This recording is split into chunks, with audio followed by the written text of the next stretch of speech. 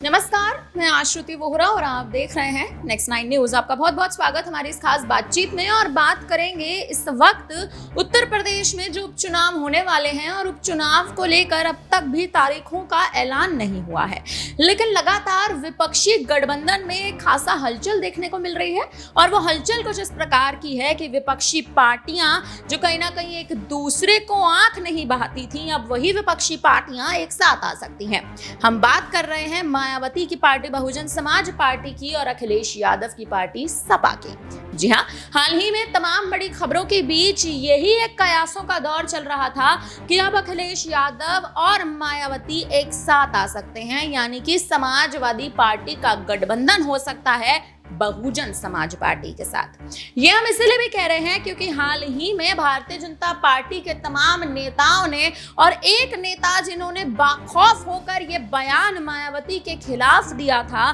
कि मायावती अपने समय की सबसे भ्रष्ट मुख्यमंत्री उत्तर प्रदेश में रह चुकी हैं। इस मात्र केवल एक बयान के बाद बसपा के खेमे में तो हलचल मचनी शुरू हो ही गई थी, लेकिन विपक्षी गठबंधन के पार्टियों के खेमे में भी बड़ी हलचल देखने को मिल रही थी, यानी कि समाजवादी पार्टी के मुखिया अखिलेश यादव भी मायावती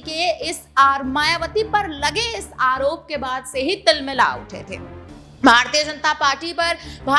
पार्टी की तमाम रणनीतियों पर लगातार बड़े सवाल दागे जा रहे थे और कहीं ना कहीं बीजेपी के नेताओं को सीधे तौर पर धमकी तक देते नजर आ रहे थे कि जिस हिसाब से बीजेपी के ये नेता बेखौफ होकर मायावती के खिलाफ बोलते नजर आ रहे हैं, अब इनका धीरे धीरे अंत होना तय है और भारतीय जनता पार्टी के खिलाफ खुला मोर्चा हम जल्द खोलते नजर आएंगे। क्योंकि बहन मायावती के खिलाफ अगर इस तरह के तमाम बड़े बयान कोई भी नेता देगा तो उसे बख्शा नहीं जाएगा। उत्तर प्रदेश की राजनीति पर अगर थोड़ा गौर कर लिया जाए तो दलितों को साधने वाली और दलितों का मुख्य चेहरा कहलाने वाली मायावती इस बार के लोकसभा चुनाव में बुरी हार का सामना कर चुकी थी, जिसके बाद उपचुनाव में पूरे 12 वर्षों के बाद मायावती ने चुनाव में उतरने का बड़ा फैसला लिया था। और चुनावी मैदान में उतरने के लिए मायावती का ये जो निर्णय था, ये निर्णय कहीं ना कहीं अब ऐसा लग रहा है कि उन पर भारी ना पड़ता नजर आ जाए, क्योंकि उपचुनाव में मायावती तो उतर रही है लेकिन B team Bharatiya Janata party की कहलाती है। इस आरोप को हटाने के लिए, कहीं ना कहीं इस दाग को हटाने के लिए मायावती ने उपचुनाव में भी उतरने का फैसला ले लिया है। अखिलेश यादव के पूर्ण समर्थन के बाद, मायावती को दिए पूर्ण समर्थन के बाद अब कयासों के दौर में राजनीतिक गलियारों में हलचल इसी बात पर तेज है कि अखिलेश यादव और मायावती यानी समाजवादी पार्टी और बहुजन समाज पार्टी एक बार फिर से एक साथ आ सकती है। 2019 का समीकरण एक बार फिर उपचुनाव में दोहरा सकती है और कहीं ना कहीं अगर गठबंधन एक बार फिर होता है